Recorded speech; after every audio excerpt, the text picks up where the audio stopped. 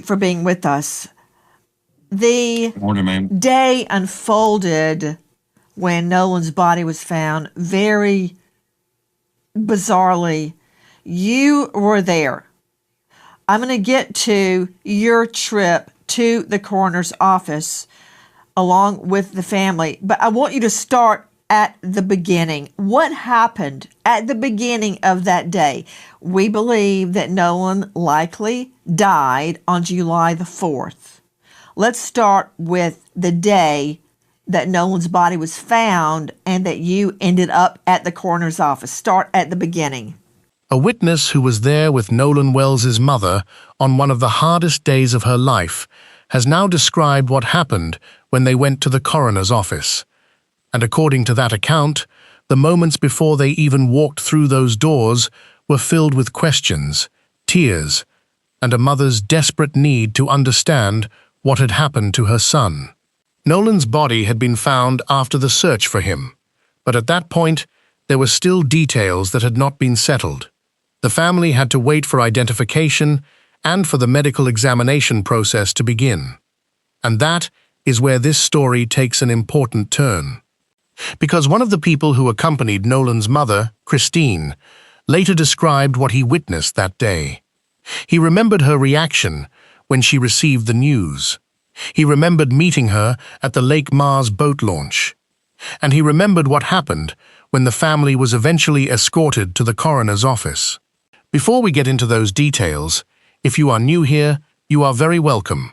Please consider subscribing to the channel and staying with us as we follow the known facts, the unanswered questions, and the developments surrounding Nolan Wells' death.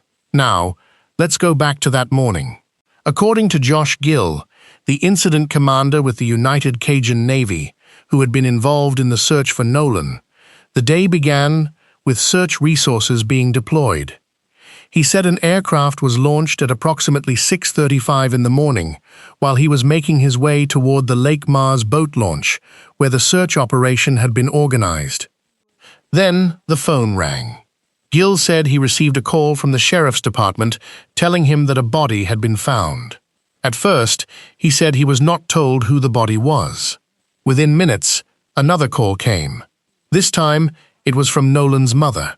According to Gill, Christine had already been notified by the sheriff's department that a body had been found. He described her as frantic. Think about what that means for a mother. She was not being told that Nolan was definitely dead. She was being told that a body had been discovered. But she apparently understood what that could mean. Gill said she was traveling toward the same boat launch, and the two eventually met there. The Lake Mars boat launch had become the center of the search operation. Multiple agencies were using the location as a base because it provided access to Horn Island and the surrounding areas. And this is where the witness's account becomes deeply personal. Gill said that when Christine arrived, she came directly toward him. He recalled that she hugged him and began crying. He said they eventually sat down together on the gravel in the parking lot. They stayed there for approximately 15 minutes. Her husband was there as well. Gill described the moment as one he would not forget. He said Christine was crying, he was crying with her, and her husband stood nearby with his hands on their shoulders. There was no dramatic speech. There was no certainty about what the body would reveal. There was simply a family waiting for confirmation of what they feared. Christine reportedly asked why. Gill recalled praying with her for peace and comfort and for answers. And that detail matters because, at that moment, the family had not yet received the complete information they were going to receive at the coroner's office. The sheriff eventually came over and explained what would happen next. According to Gill, the body was already being transported to the coroner's office. The family was then escorted there. That journey must have been difficult to comprehend. They were moving from the uncertainty of the search into a place where the reality of Nolan's death was becoming much harder to escape. When they arrived, Gill said the family gathered in a conference room, and then the coroner entered. According to Gill's account, the coroner was calm, professional, and soft-spoken. He told the family that a body had been found and that, based on the initial appearance and the description of Nolan, he believed it was Nolan. But there was still another step. A DNA sample from the family was discussed for additional confirmation and record-keeping.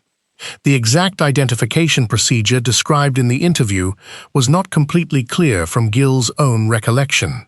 Later in the discussion, however, it was stated that dental records were used to identify Nolan. That distinction becomes important because the forensic discussion that followed raised questions about why certain forms of identification may not have been immediately available. A forensic expert explained that investigators generally try visual identification first, followed by scientific methods, such as fingerprints, with dental records and DNA available when necessary.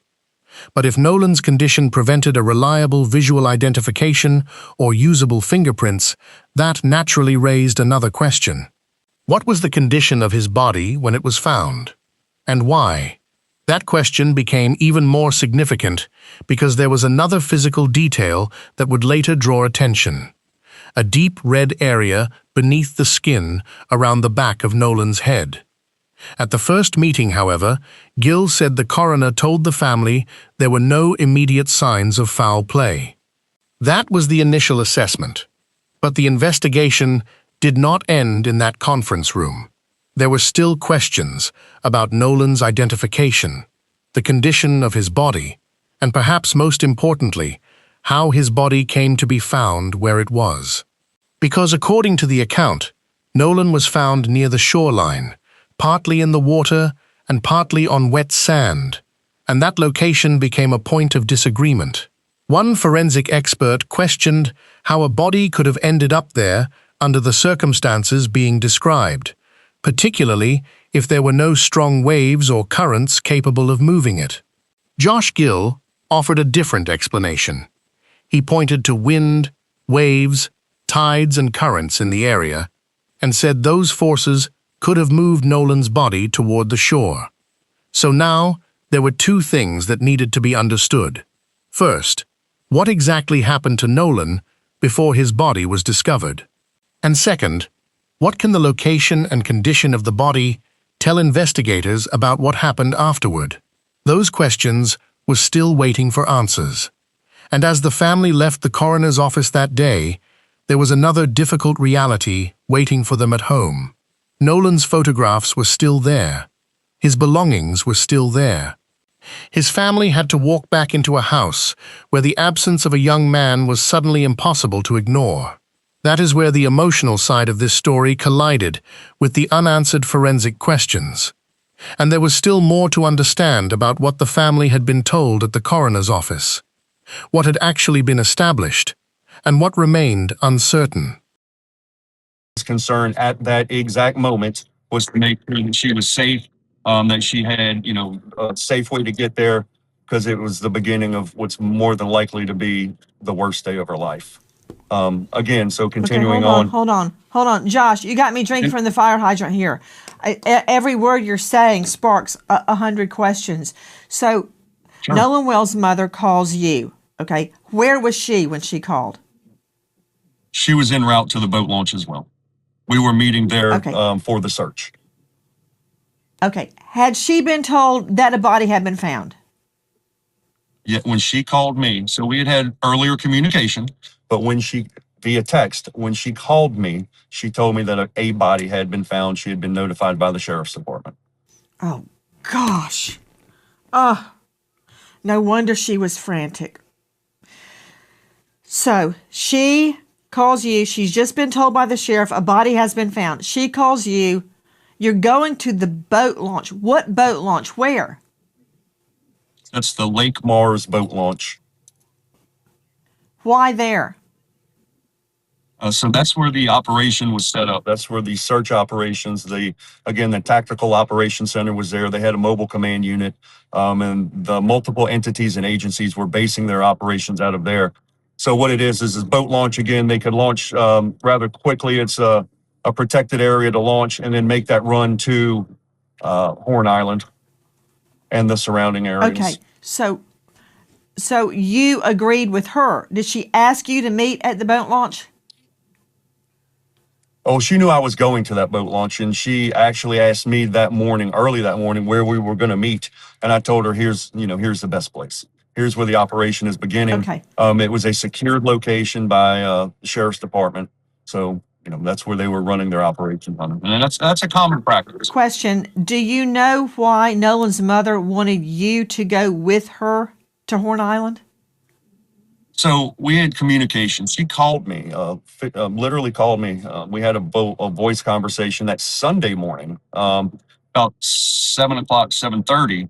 She had called and asked for some assistance. After that phone call, I asked to memorialize all of our conversations so I could go back and look at information. And that's not uncommon for kind of families to assistance call did us she and ask need? us. Find my son.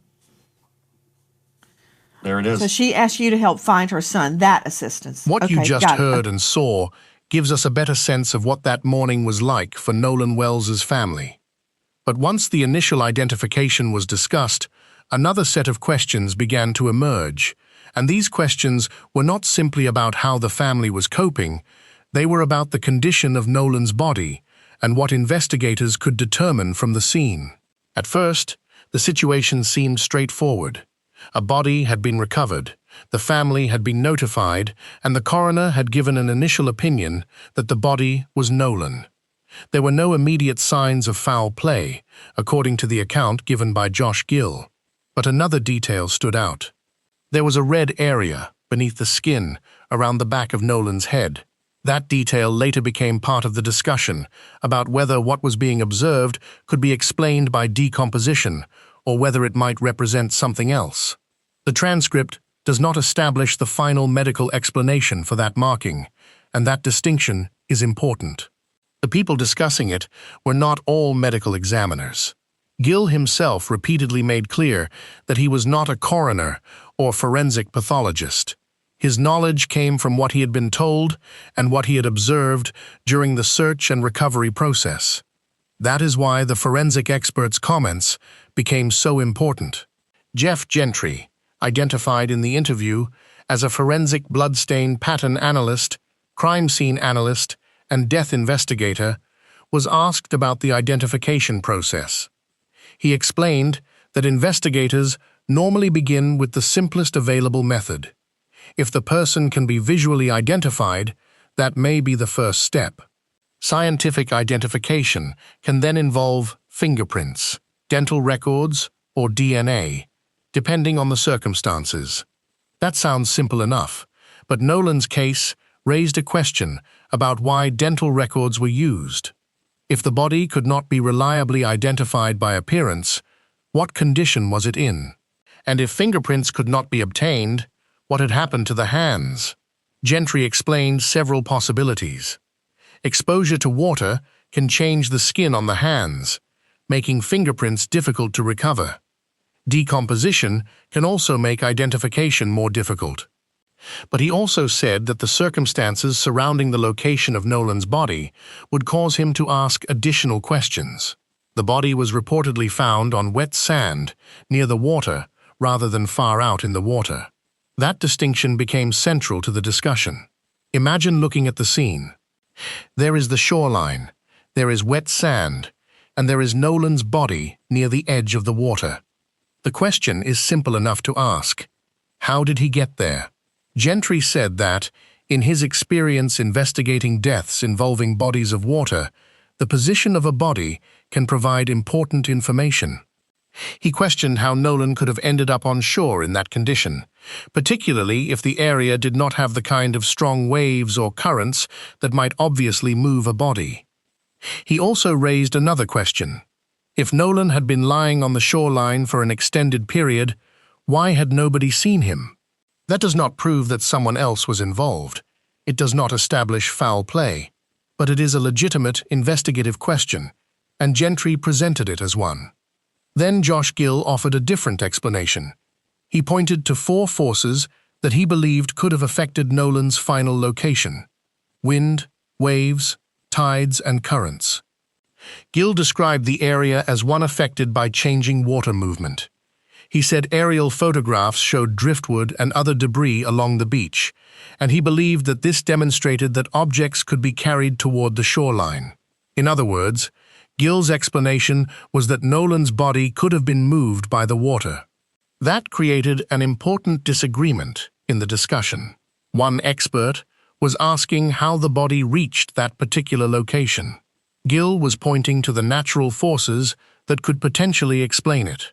And without a complete reconstruction of the circumstances, neither side's explanation by itself answers every question. There is another detail that deserves attention. The body was not immediately identified through a simple visual confirmation. Dental records were later identified in the interview as the method used for identification. Gentry explained why that can happen. If a body has been exposed to the elements, investigators may not be able to rely on appearance. If the hands have been affected by water or decomposition, fingerprints may also be difficult or impossible to recover. Dental records can then provide another scientific means of identification. DNA is another option, although Gentry explained that it can take more time and can be more expensive. So the use of dental records by itself does not prove that anything suspicious happened. But it does tell us that investigators had to consider the condition of the body when determining how to establish Nolan's identity. And that brings us back to the question at the center of this story. What exactly did investigators observe when Nolan was recovered? The transcript does not provide enough information to answer every part of that question. That uncertainty matters. There is a temptation in a case like this to take one unusual detail and immediately turn it into a conclusion. But the responsible approach is to separate what was observed from what is being speculated about. The red marking was observed.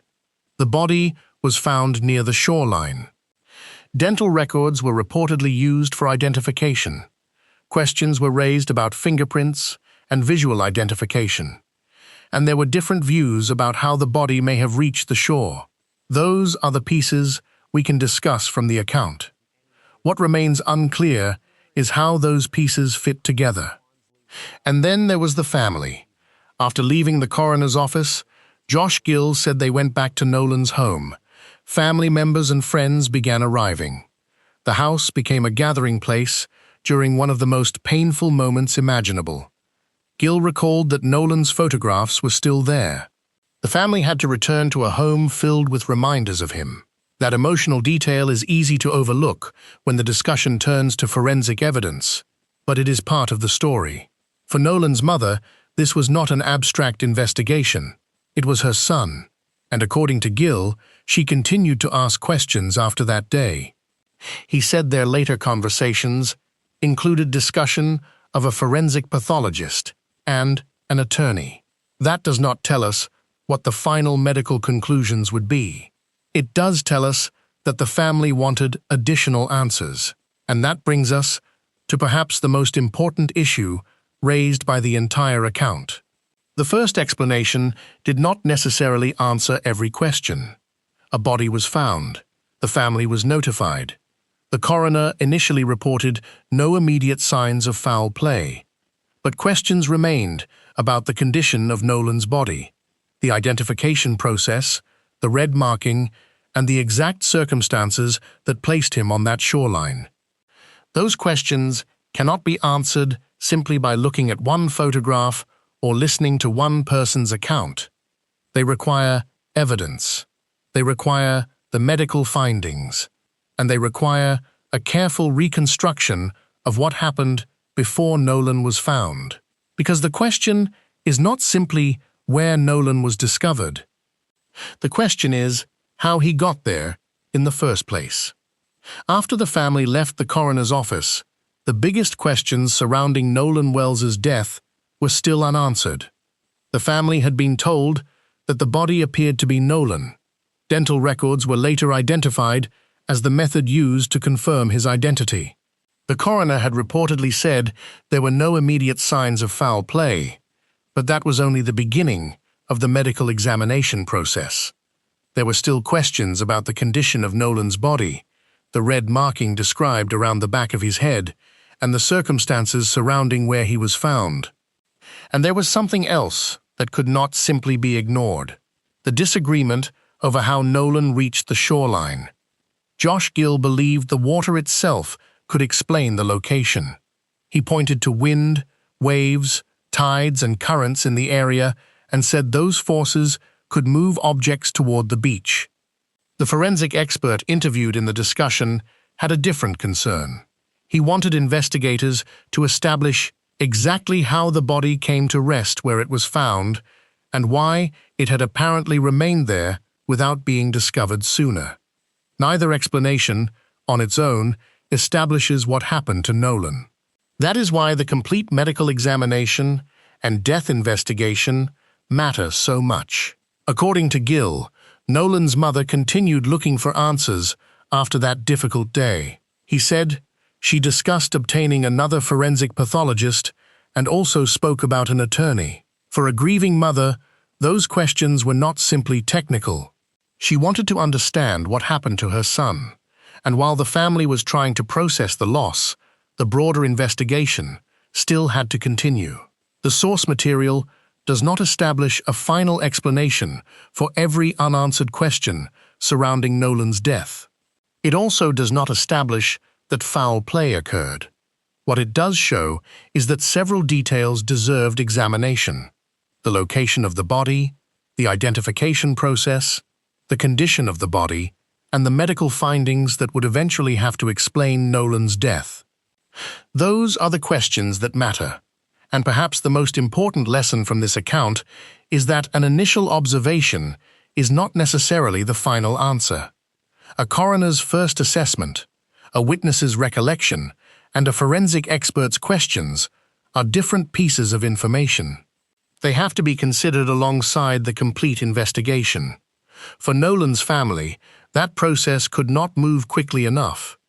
They were left with photographs, memories, and questions about a son who would not be coming home. So now I want to hear from you. After hearing what Josh Gill witnessed at the coroner's office, which detail do you think investigators most need to explain? The condition of Nolan's body, the red marking, the identification process, or how he came to rest on the shoreline? And if you want to follow this case as more verified information becomes available, subscribe to the channel and stay with us.